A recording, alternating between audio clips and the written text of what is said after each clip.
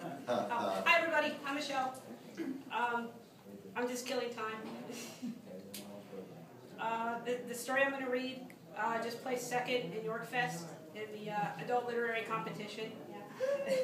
I didn't get to read it there, so I'm going to read it here. Because I live in New Hampshire and I came down for this instead of that. It's a hard story to describe. It's just a strange dream that I had on a road trip through Maine a few years ago. And when I got home, I just wrote the whole dream down. I didn't change anything. And it's called It Roars. And here we go. The dream is the same every night. I'm living in an old Victorian mansion. I don't know why it should be mine, but since this is the least perplexing question the dream presents me, I go with it. It looks like a dollhouse. The exterior is plank boards painted an unusual but attractive shade of dark lavender. There are towers and turrets, balconies, and a porch that wraps around the side. The trim is cream-colored and heavily detailed. I call it the lake house in my dream, though I never do see an actual lake. Inside the supposed lake house, everything is white lace and dark wood, dark like chocolate. This is foreshadowing. There is also a tangled maze of staircases and railings. It reminds my dream self of the Sarah Winchester house, but with less design aesthetic. The house's eccentricities don't concern me. Sunshine is flowing through the open windows, and a nice spring breeze blows the curtains around like a 1980s music video. I think I hear a radio playing in another room, something by Journey, maybe. Skip the page. Okay. I'm still learning to use the Kindle. I'm in the bathroom. I think I'm wearing a robe, oversized and fluffy, but I don't really bother to look. It could be a bear costume for all I notice. I'm brushing my hair, which, because this is my dream, is voluminous and manageable and nothing like real life. Then I smell it. Chocolate. Deep and rich. The odor is like inhaling pure candy. I can taste it. The smell is so strong, almost as if instead of mixing a cup of hot chocolate, I simply open the pack and rub the powder all over my face. Instead of provoking hunger or heartwarming childhood memories of winter mornings past, the dream me is gripped with near crippling terror. The fear is swelling, for I know what the source of the smell is. The scourge that has been sweeping the countryside, ravaging the green rolling hills of wherever it is I am. With trembling hands, I reach for the mirrored door of the medicine cabinet, fully aware that this is a cliché horror movie action, and push it closed. I stare past my own face and into the reflected eye of the beast. The orb is as tall as I am, a yellow so bright it's nearly neon, with a single hand-sized dot of robin's egg blue in the center. It's so large I can see the giant sugar crystals on its surface. The monster growls, and then I scream. At this point, the logic of a 3-story tall chocolate Easter rabbit manifesting itself outside my bathroom door is incidental. All that matters is escaping its wrath. The rabbit remains a single solid chunk of chocolate, complete with the molded texture of the wavy fur and the seam that runs up its middle.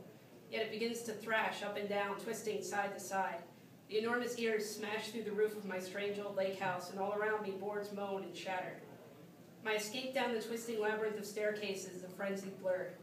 All I can recall is that at one point my hand touches the monster rabbit's surface and comes away with a light brown coating of chocolate. The beast howls and I run like mad. Then I am outside, sprinting across my vast sloping yard, bare feet on soft grass, and wondering at the curious lack of landscaping. Why have I never planted a single tree or bush or even a flower or two? Don't I know that good green space can increase my property value threefold? I have no time to consider the issue further, though, as I stumble to a stop, turning and looking back at my lake house. The entire west side of the building explodes in a terrifying storm of wood and glass. Towers and turrets are reduced to rubble as the gigantic bunny bursts free of the confining structure, wobbling to the side like a drum who has lost its balance. Furniture and books fly through the air with the rest of the shrapnel. The lavender planks that were once my outside walls are now splinters in the cocoa monster's hide. Those enormous dead sugar eyes begin to roll now, and when they settle on me, my bare skin breaks out into goosebumps. The chocolate rabbit that has just destroyed my house rears back, then pitches forward and lets loose a roar that sears through my eardrums and vibrates the ground beneath me. The sound comes from somewhere in its black caffeinated innards, for, of course, it has no mouth. The damn thing doesn't even have teeth.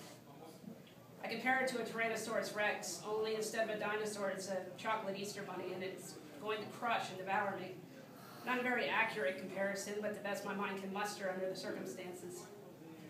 And then the rabbit is barreling down the hill towards me, not running, but, dare I say, hopping at an alarming rate, and I know I can't outrun it even though I try.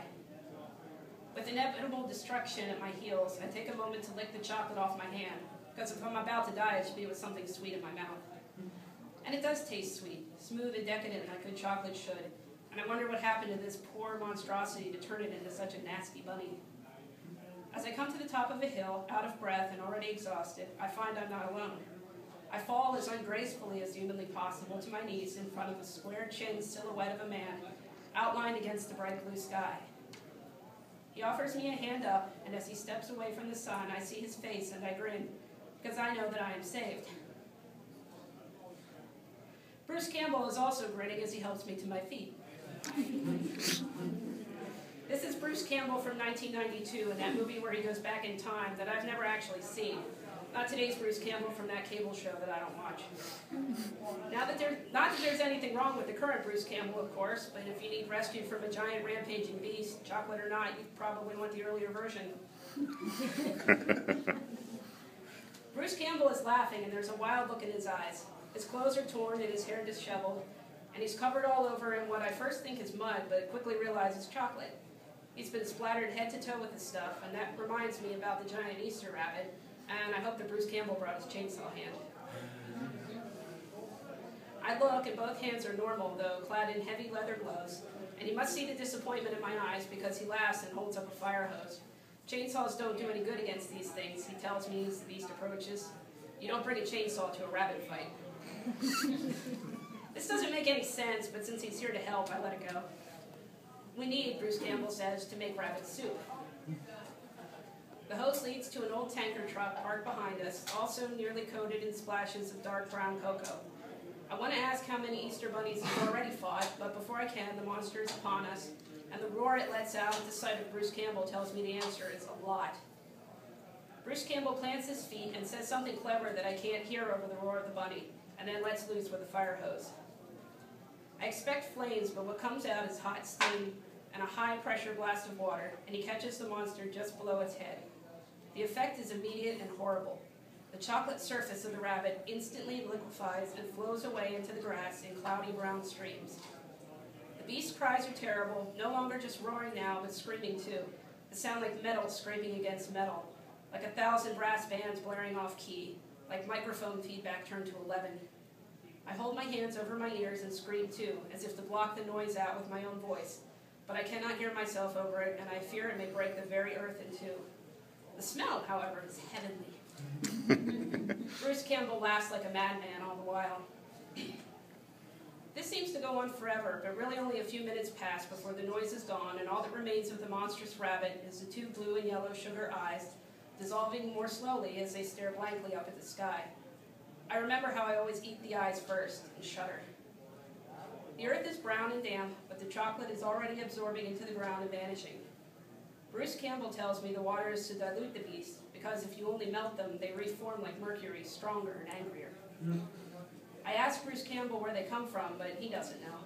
I don't get the impression he cares either. He's put 10 of them down in the last week and has been tracking this one for 2 days. It's proven quite elusive for a 30-foot-tall chocolate Easter bunny.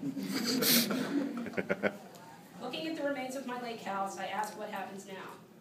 Bruce Campbell throws the fire hose over his shoulder and looks back at the tanker truck. I notice for the first time that there is a water cannon mounted on the top. He stares at it for a moment, then turns to me and asks if I know how to drive a stick.